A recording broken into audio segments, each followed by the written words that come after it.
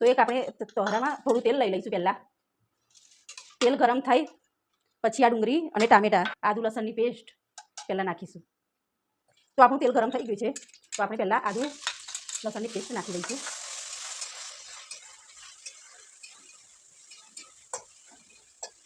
સમારેલી ડુંગળી એમાં નાખી દઈશું. આપણે ટામેટા એડ કરી દઈશું. આપણે પછી એમાં અત્યારે આપણે થોડુંક મરચું નાખવાનું છે, અડધી ચમચી મરચું નાખવાનું છે. એને 5 મિનિટ ચડવા દેવાનું છે. બની ગયું છે, તો આપણે આને થોડી વાર ઠંડુ થવા દઈશું, પછી મિક્સરમાં ગ્રાઇન્ડ કરીશું. તો આપણી ગ્રેવી રેડી થઈ ગઈ છે. અને એનો વઘાર કરવા માટે આપણે તજ, લવિંગ, બાદિયા અને એલચી નાખવાની છે. સ્વાદ અનુસાર મીઠું નાખવાનું છે અને પનીરનો મસાલો, હળદર પહેલાં આપણે નાખી હતી એટલે જરૂર પડે તો જ નાખવાની છે. અને મરચું, કસૂરી મેથી અને ગરમ મસાલો અને લીલા ધાણા અને આ પનીરના પીસ છે એને આપણે તરવાના છે. અને વઘાર માટે બટર છે. તો આપણે બટર મૂકી દીધું છે. બટર ગરમ થાય એટલે અંદર ગ્રેવી એડ કરી દઈએ. આપણે અંદર થોડી રાઈ નાખી દઈશું.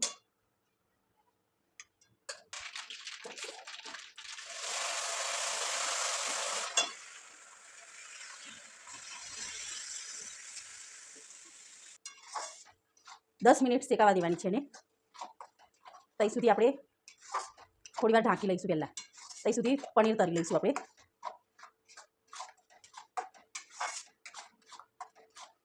એ શેકાય પછી જ બીજો મસાલો કરવાનો છે. થોડી વાર એને ઢાંકી લઈશું. આપણે 5 મિનિટ. ગ્રેવી શેકાય ત્યાં સુધી આપણે પનીર તરી લઈશું. 2-3 ચમચી માં આપણે પનીરને તરવાનું છે. ગેસનો સ્લો ધીમો રાખવાનો છે. ગરમ થઈ ગયું છે, પહેલાં તરી લઈએ.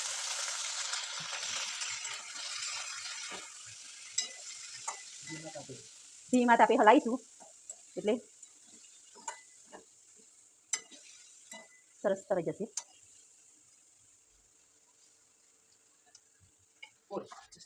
તો આપણી ગ્રેવી શેકાઈ ગઈ છે. તો હવે પહેલાં આપણે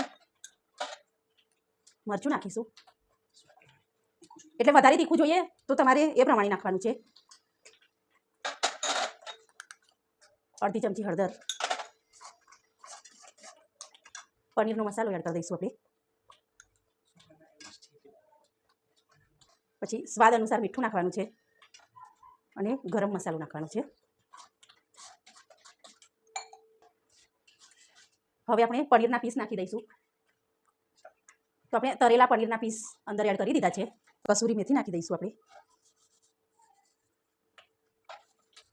તો આપણી સબ્જી રેડી થઈ ગઈ છે.